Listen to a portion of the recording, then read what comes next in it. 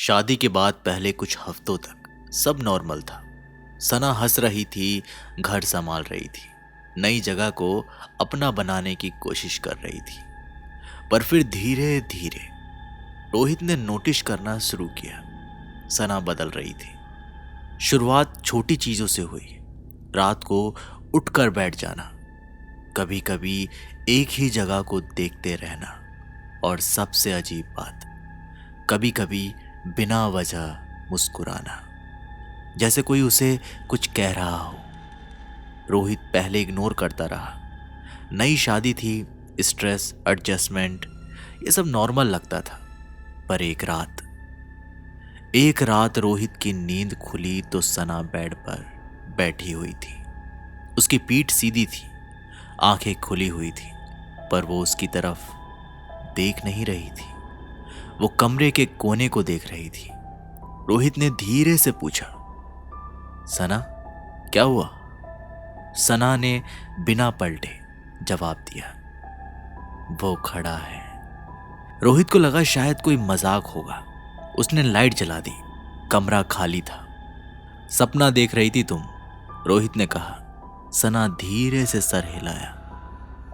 नहीं, सपने में नहीं था। उस रात रोहित को पहली बार डर का एहसास हुआ। अगली रात सना ने किचन में खड़े होकर रात के 3 बजे चाय बना दी। गैस बंद करना भूल गई। चम्मच हाथ में पकड़ के बस खड़ी रही। रोहित ने जब पूछा, तुम क्या कर रही हो? सना ने जवाब दिया, वो कह रहा था भूख लगी है। इस बार रोहित को थोड़ा गुस्सा आ गया। कौन वो? तुम ठीक हो या नहीं? सना ने उसकी तरफ देखा और रोहित ने नोटिस किया, उसकी आंखों में डर नहीं था, सिर्फ थकान थी, जैसे वो काफी टाइम से किसी चीज को संभाल रही हो। अगले दिन रोहित ने सना की मां को फोन किया, सब कुछ बताया। उधर से फोन पर कुछ देर चुप रहने के बाद आवाज आई, बेटा तुम्हें पहले ही बता देना चाहिए था। रोहित कुछ समझा नहीं। फिर सना की मां ने एक बात पूछी, सना ने तुम्हें जमाली कमाली के बारे में बताया था? रोहित चुप हो गया। उसने नाम पहली बार सुना था। 2 दिन बाद सना के घर वाले आए। उसके दादाजी भी साथ थे। बूढ़े हो चुके थे, पर आंखें तेज थी। उन्होंने सना को देखा और बिना कुछ पूछे कहा, ये वापस आ गया है। रोहित को गुस्सा आ गया। कौन वापस आ गया है? आप लोग क्या बोल रहे हैं? तब दादाजी ने बताना शुरू किया, बेटा सना बचपन में मेरे साथ महरौली जाया करती थी, जमाली कमाली के पास। वो एक टूरिस्ट प्लेस था और अक्सर वहां लोग घूमने फिरने आते थे। वो इलाका थोड़ा जंगल से घिरा था और थोड़ा सा डरावना लगता था। तो एक बार सना वहां अकेली आगे निकल गई थी, सिर्फ 2 मिनट के लिए। जब वापस आई तो वो चुप सी थी, बहुत ज्यादा चुप। उस दिन सना के हाथ पर नीले निशान थे, जैसे किसी ने जोर से पकड़ा हो।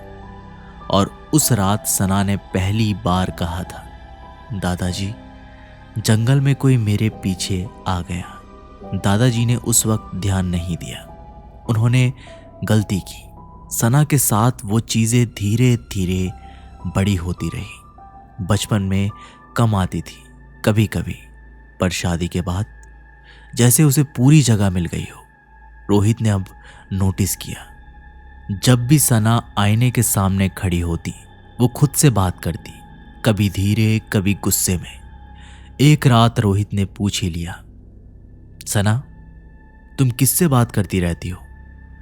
सना ने थोड़ी देर चुप रहकर कहा, जो मेरे साथ जमाली कमाली से आया था। और अब पहली बार रोहित ने महसूस किया, ये सिर्फ कहानी नहीं थी, ये किसी चीज का सिलसिला है। उस रात सना ने कहा, वो मुझे छोड़ना नहीं चाहता। रोहित ने पूछा, तुम क्या चाहती हो? सना की आवाज कांप गई, मैं थक गई हूं। और इसी लाइन के साथ रोहित को समझ आ गया, अब अगर वो चुप रहा तो सना को वो चीज पूरी तरह ले जाएगी। रोहित ने उस रात के बाद सना को अकेले छोड़ना बंद कर दिया। ऑफिस से सीधा घर, फोन बंद नहीं। रात को नींद हल्की, पर जितना रोहित पास आने की कोशिश करता, सना उतनी ही दूर जाती जा रही थी। उसकी आंखों के नीचे काले घेरे होते जा रहे थे।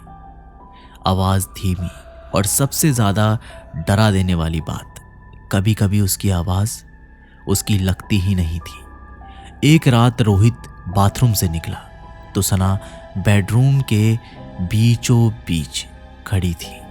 लाइट्स बंद थी, सिर्फ स्ट्रीट लाइट की हल्की रोशनी अंदर आ रही थी। सना ने धीरे से कहा, तुम क्यों जाग रहे हो?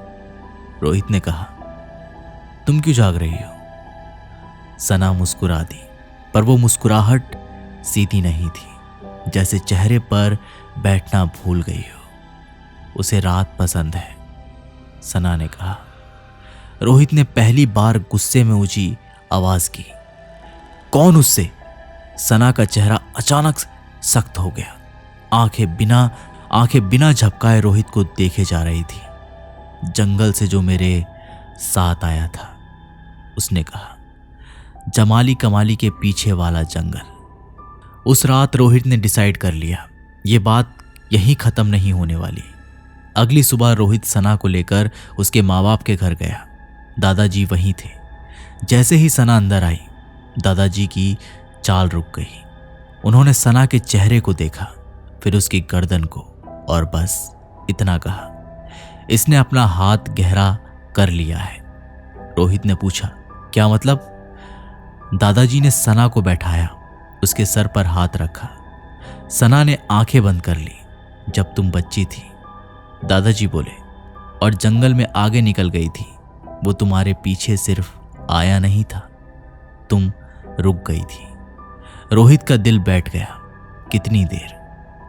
दादाजी ने आंखें बंद की। काफी देर। उस दिन जमाली कमाली के पास जंगल में सना सिर्फ 2 मिनट के लिए नजर से गायब हुई थी, पर असल में वो वहां काफी वक्त रही थी। उस वक्त किसी ने उसका नाम लिया था, बिल्कुल धीरे से, ऐसी आवाज जैसे हवा में से निकली हो। और जब सना ने पलट के देखा तो कोई चेहरा नहीं था, सिर्फ आंखें। दादाजी बोले, उस दिन उसने तुम्हें चुना था। सना की सांस तेज हो गई, आंखें बंद ही रही। रोहित ने गुस्से में कहा, पर इतने सालों तक कुछ क्यों नहीं हुआ? दादाजी ने जवाब दिया, क्योंकि बच्ची थी, वो चीज इंतजार करती रही जब तक इंसान पूरा ना हो जाए। शादी के बाद सना पूरी हुई थी। जिम्मेदारी, नया घर, नई पहचान, और उस चीज को जगह मिल गई। उस रात सना को बहुत तेज बुखार चढ़ गया। बुखार के साथ उसकी आवाज बदल गई, कभी बच्चों जैसे बोलती, कभी बिल्कुल पुरानी औरत की तरह। रोहित उसके पास बैठा रहा। सना ने आंखें खोलकर कहा, वो कह रहा है तुम बीच में मत आओ। रोहित ने पहली बार सीधा कहा, मैं बीच में ही हूं। कमरे का टेम्परेचर अचानक गिर गया। फैन बंद होने के बाद भी पर्दे हिलने लगे और सना के मुंह से आवाज निकली, पर वो सना की नहीं थी। तुम उसकी जगह नहीं हो। रोहित की रीढ़ की हड्डी ठंडी हो गई, पर वो हिला नहीं। मेरी पत्नी है वो, रोहित ने गुस्से से कहा। तुम जो भी हो, दूर रहो उससे। उस रात सना बेहोश हो गई। अगली सुबह दादाजी ने कहा, इसका एक ही तरीका है। रोहित ने पूछा, क्या? वापस ले जाना। दादाजी बोले, जहां से ये शुरू हुआ था, जमाली कमाली। रोहित नहीं जाना चाहता था, पर सना की हालत देखकर उसने हाँ कर दी। थर्सडे की शाम थी जब वो वहां पहुंचे। जगह बंद होने वाली थी, हवा अजीब थी, लोग कम थे। जैसे ही सना ने गेट के अंदर कदम रखा, उसने रोहित का हाथ जोर से पकड़ लिया। वो खुश है, उसने कहा। हम आ गए। जंगल के पास पहुंचते ही सना रुक गई। उसकी आवाज कांप रही थी। यहीं। दादाजी ने जमीन पर कुछ रखा, पुराने मंत्रों के शब्द बोले। हवा तेज हो गई और सना चीख उठी। चीख सना की थी, पर आवाज किसी और की लग रही थी। ये मेरी है। रोहित ने सना को पकड़ लिया। उसका शरीर झटके लेने लगा। दादाजी जोर से बोले, ये तुम्हारी नहीं है, ये जिंदा है। उस पल जंगल में एक भारी सी मौजूदगी महसूस हुई, जैसे कोई बहुत पास आ गया हो। सना ने आंखें खोली और पहली बार उसकी आंखों में डर वापस आया। रोहित, उसने कहा, मुझे घर जाना है रोहित। ये लाइन सुनते ही हवा अचानक शांत हो गई, पत्तियां रुक गई और ठंडक धीरे धीरे कम होने लगी। दादाजी ने कहा, इसने छोड़ दिया है, पर फिर धीरे से जोड़ा, पूरा नहीं। सना बीमार रही काफी दिन, पर वो ठीक हुई। आज भी कभी कभी वो रात को उड़ जाती है, पर अब वो किसी कोने को नहीं देखती। वो रोहित का हाथ पकड़ लेती है। जमाली कमाली का नाम आज भी उसके लिए भारी है, पर वो नाम अब उसे कंट्रोल नहीं करता, बस याद दिलाता है। कुछ जगहें सिर्फ जगहें नहीं होती, वो कुछ चीज़ें अपने पास रखना चाहती है, और कुछ चीज़ें अगर वक्त पर नहीं रोकी जाए तो जिंदगी के साथ साथ चलने लगती है।